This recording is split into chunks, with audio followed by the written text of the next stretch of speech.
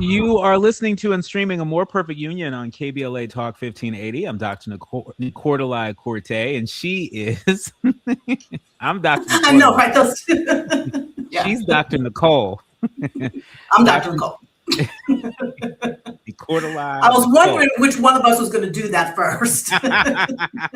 It happens. It happens, especially when we're live. Dr. Nicole Yeldell Butts, she's an LA-based executive coach and an organizational culture strategist.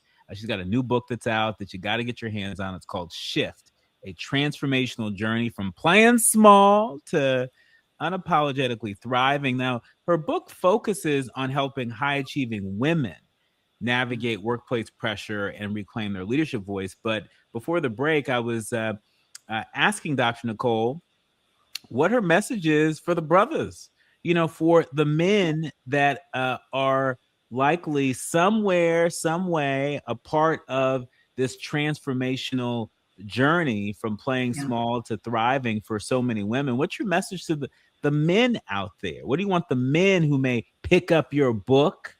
What do you want us to glean in support of the women that are trying to transform? 3 things.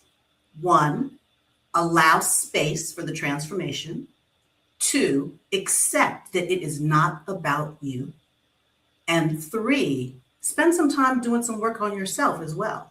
So you have to allow space and time for women to go through this process, right? And you may feel a little crowded out, but remember, it's not about you. Her journey is not about you. Her journey is about herself. And when she comes through this process, she is going to, in fact, be unapologetic in her thriving, in her connection to herself. And so it would be good if you have done some work on yourself as well, so that when she comes through this, you're there and you're a better man than you were when she went into it, right? So allow space, accept it's not about you, and take the opportunity to maybe do some work on yourself too. Okay, well, I'm going to double click on that. Doing work on yourself. That's on all of us to do our work. But doing that work can be difficult when you're suffering from burnout. I think there are a number of people out there that are suffering from burnout and may not call it that. They may not know that is what it is. But I know this is something that you write about. What is often labeled as burnout is actually something deeper. There's a deeper shift that's happening, particularly around how women define success and leadership and alignment. Talk to us about that. Yeah, we often do think of it as burnout because that's what it might look like on the outside. But the real issue is that it's a disconnect. It's an internal disconnect that we're feeling between who it is we want to be and how we want to be living our life and how we're actually living our life.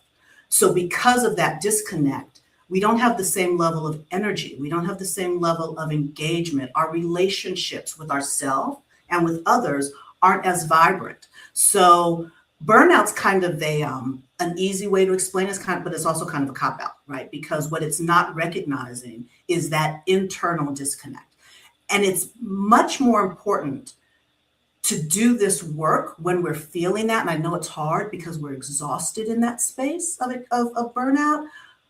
But if we don't do the work, then it's harder to come out of that burnout. It's harder to regain that sense of self and that energy and that enthusiasm for life. So we're like, I'm tired. I don't want to do this. If you don't do the work, it's harder to come out of that space. So the work is what brings you out of that space and reconnects you to yourself and those things that are truly most important to you and the way that you want to show up in this world. So when you're burned out is when you really need to do the work. I mean, that sounds really counterintuitive. And, I certainly know what burnout feels like. I think there are a number of our leaders, learners, and listeners that know what that feels like. But, talk to us like brass tacks, like, here you are saying, okay, when you're experiencing burnout, that's the time when you got to get to work. Well, I don't want to do any more work. I'm overworked already. And so, what are the bite-sized pieces? Like where do you start if you already feel like you just don't have it in the tank to do another thing? Where can Yeah. you start? So one of the interesting things about that is oftentimes when we think about I'm too tired to do the work, it's some kind of external work, right? It's Mhm. our job, it's the gym, it is political activism, it's that external work. This is internal work. This is the work of sitting with yourself and asking yourself some really challenging questions and letting those marinate, right? Maybe doing some serious journaling. Um, I know people, so some people cringe at it, but even the idea of meditating, and sometimes that just means sitting quietly for 10 or 15 minutes and just literally getting quiet with yourself. So it's not the external work of engagement, it's the internal work of Mm, reflection. mm. So No, I that's appreciate the that. work. No, I appreciate that. And every morning, most mornings, I start the day with my morning walk. I think of it as sort of a Yeah. walking meditation, which works for me because when I hear anybody talk about meditation, it's like, okay, just sort of sitting there and like, doing this, like, Right. that's not my style. I don't want to yoke anybody's yum, but that's not my style. But I found a walking meditation helps me to Mhm. really check in with what are the people, places, things that are surfacing for me. Yeah. And I found that is very directive in terms of how I move through my day. In our remaining moments with you, Dr. Nicole, I want to talk a little bit about the changing landscape out there. We know that traditional workplace systems, traditional workplaces, period, aren't really working so well for a lot Right. of people, particularly women. And there are some things that need to change. I want to give you an opportunity to talk about some of those things that we need to change within traditional workplace systems, but also talk about how folks aren't waiting for these systems to change, how folks are striking it out on their own as entrepreneurs, and they are creating the change that they had hoped to see in the traditional workplace. Yeah. So when we talk about the traditional workplace, you're talking about in person, but you're also talking about remote. Because even though you may not be going into an office, those systems still exist, even when you're working in a remote environment. And, I'm going to use an example of what happened this past weekend. Maybe it was prior weekend, with Stanley, the coach. We as Black women have traditionally been in places where we are continually challenged, where our expertise is minimized. And so that idea of having to constantly fight for the right to be seen and acknowledged and rewarded, that's one of the systemic issues that has to be addressed in the workplace.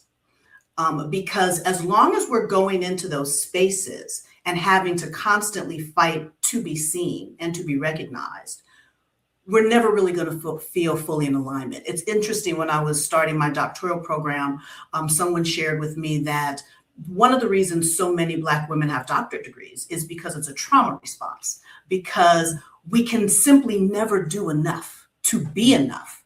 And that really resonated with me. That really hit home, because it can be very true. We have the most certifications, the most degrees, the greatest expertise. We show up in the workforce in ways that other people don't.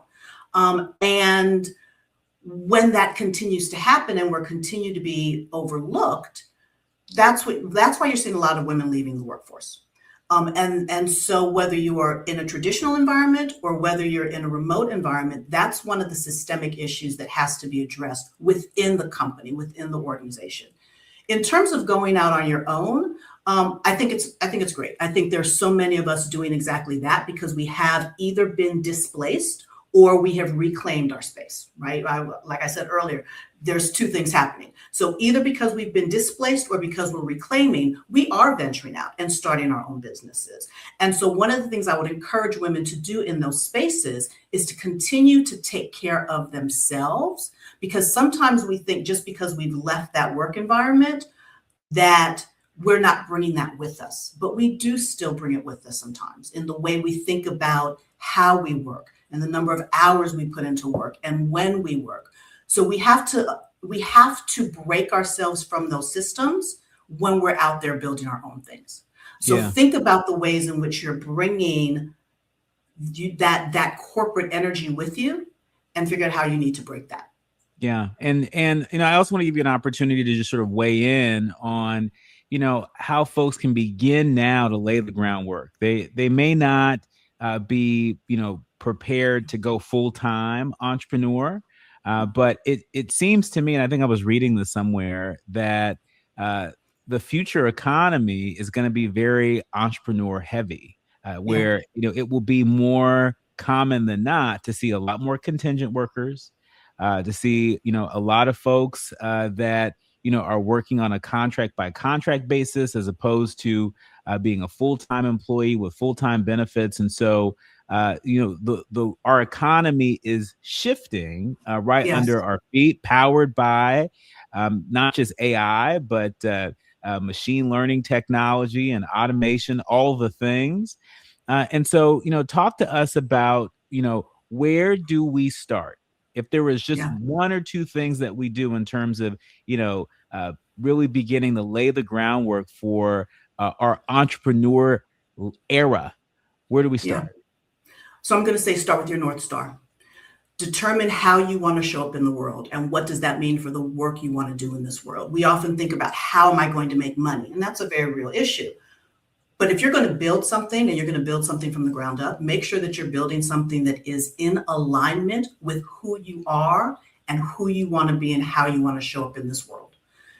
Otherwise, you're just recreating the exact same systems you've left.